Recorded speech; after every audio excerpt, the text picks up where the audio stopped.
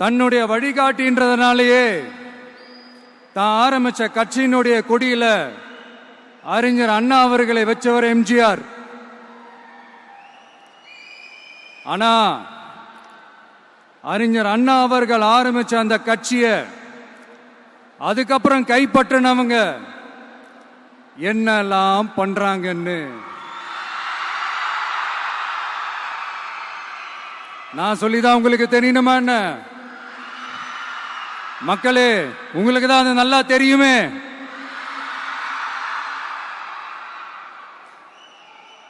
தனிப்பட்ட முறையில் எங்களுக்கும் அவங்களுக்கும் எந்த பிரச்சனையும் கிடையாதுங்க. எந்த வாய்க்கா வரப்பு தகராறுலாம் எதுவுமே கிடையாதுங்க.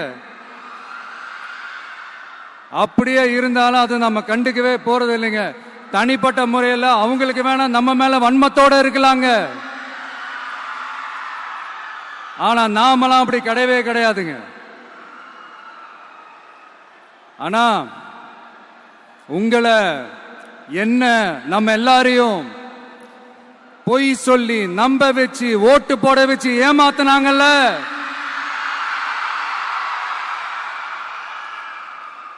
அப்படி ஏமாத்தி ஆட்சிக்கு வந்து நல்லது செய்யற மாதிரி நடிக்கிறாங்கல்ல, நாடகம் ஆடுறாங்கல்ல, அவங்கள எப்படி நம்ம கேள்வி கேட்காம இருக்க முடியும்? அதனால அவங்கள நம்ம கேள்வி கேட்காம விட போறதே இல்லை.